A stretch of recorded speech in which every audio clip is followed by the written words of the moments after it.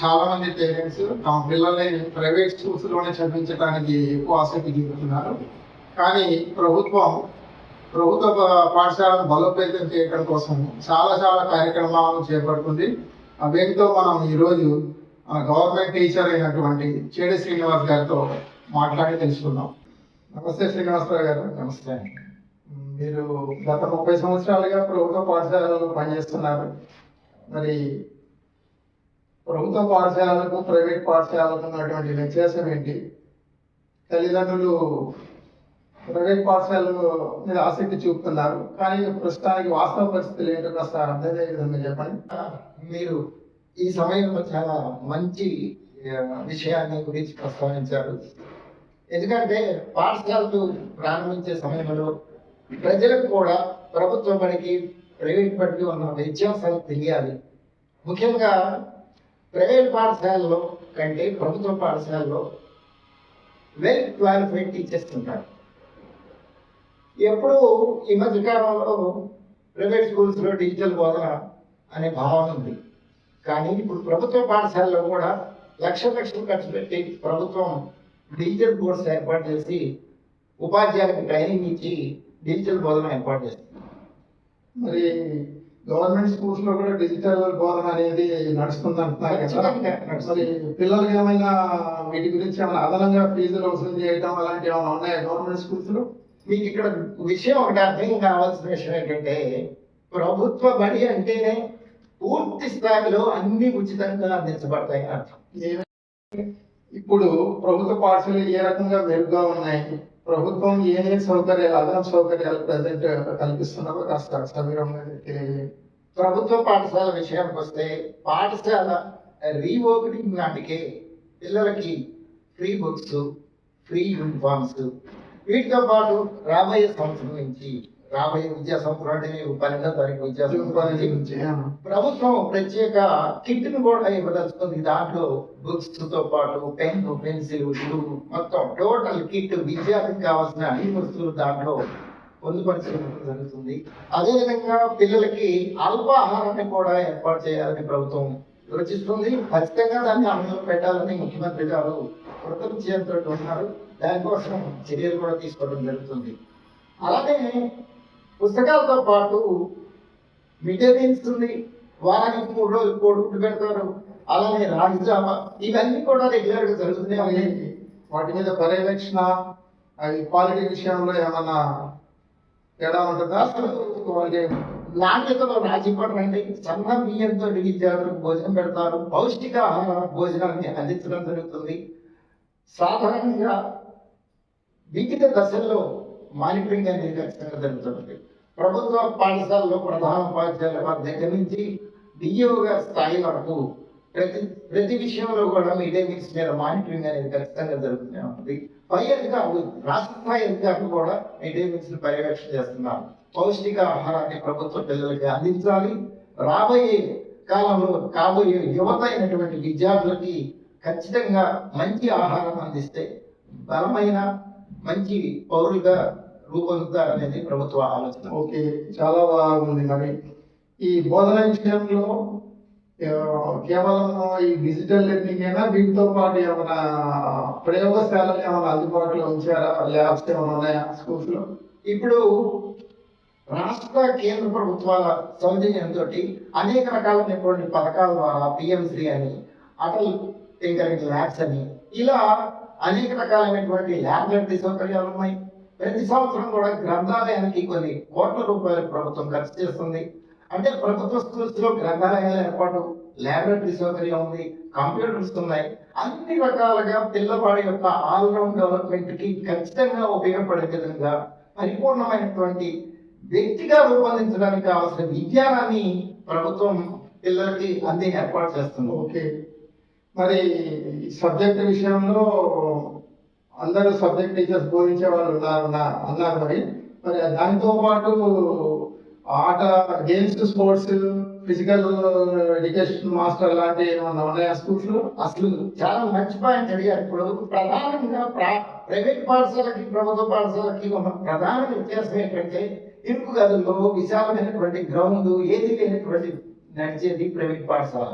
మీరు ఎక్కడైనా రాష్ట్రంలో ఏ ప్రభుత్వ పాఠశాలను పరిశీలించినా కానీ విశాలమైనటువంటి గ్రౌండ్ ఉంటుంది, ధారాళంగా వెలుతురొచ్చే గదులు ఉన్నాయి. వీటితో పాటు పిల్లల్ని ఆడించడానికి well qualified physical education teachers ఉండి ప్రతిరోజు సాయంత్రం వాళ్ళకి ఖచ్చితంగా క్రీడల పట్ల తర్ఫీదిస్తున్నారు. రాష్ట్ర స్థాయి దాకా, నేషన్ స్థాయి దాకా మన పిల్లలు ఆటలు అవుతున్నారు. ఆ విషయంలో అసలు కొద్దిగా కూడా సందేహం లేదు. చదువుకి ఎంత ప్రాధాన్యత ఉంటుందో ఆటలకు కూడా ప్రాధాన్యత ఉంటుంది. మానసికంగా వాళ్ళు మంచి యాక్టివ్గా ఉన్నప్పుడే, ఆరోగ్యమైనటువంటి దృఢమైన ఆరోగ్యం ఉన్నప్పుడే మనం చదువు కూడా వస్తుంది అనే భావన పిల్లగాడికి కూడా కలిగించాలనే ఉద్దేశంతో ఖచ్చితమైనటువంటి ఆటలు ఉంటాయి, దాంతోపాటు చదువు రెండు కూడా కళ్ళలాట విద్యార్థికి.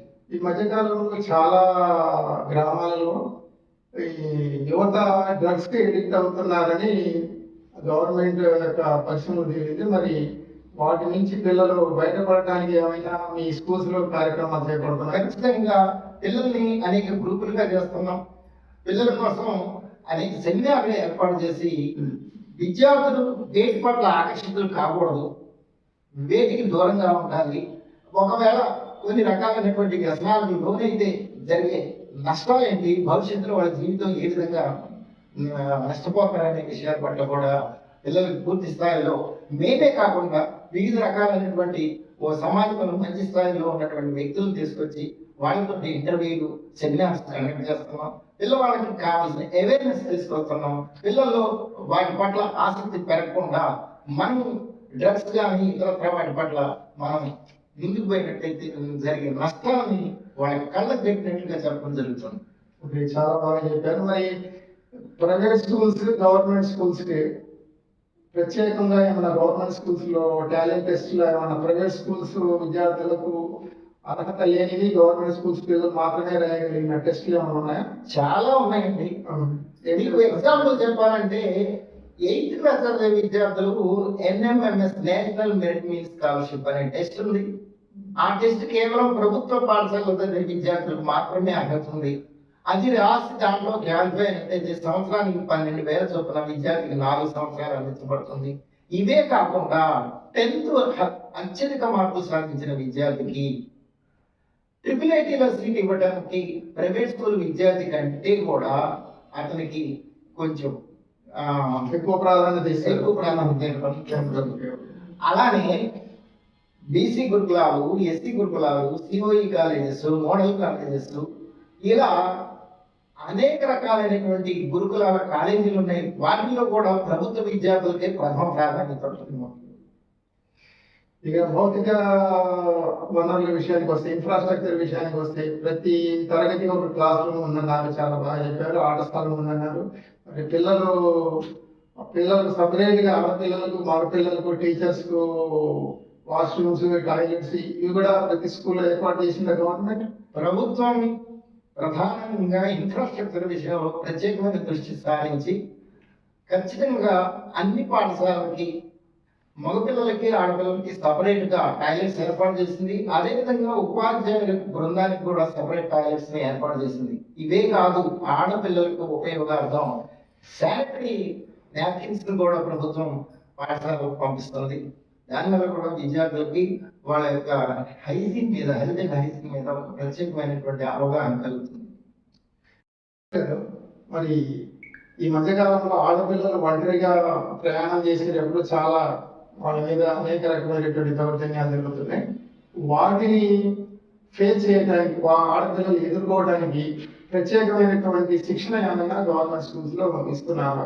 తప్పకుండా అండి, మంచి ప్రశ్న అడిగారు.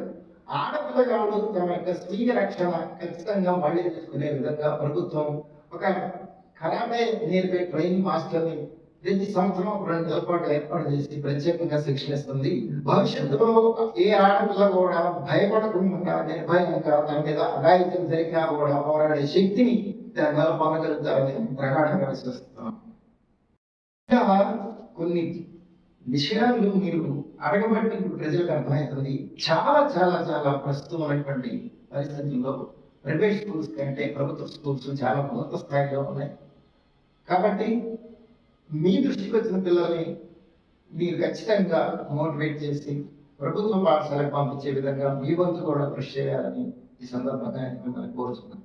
థ్యాంక్ యూ శ్రీనివాస్ గారు, థ్యాంక్ యూ సో మచ్. మరి మీరు ఈ రోజు ఇచ్చినటువంటి గవర్నమెంట్ స్కూల్ గురించి విశ్లేషణ చాలా బాగుంది. మీ విశ్లేషణ విన్న ప్రతి పేరెంట్ కూడా తమ పిల్లల్ని గవర్నమెంట్ స్కూల్స్ లోనే చేర్పించడానికి సుముఖత చూపిస్తారని ఆశిస్తూ థ్యాంక్ యూ సో మచ్. మా ప్రోగ్రామ్ ధన్యవాదాలు.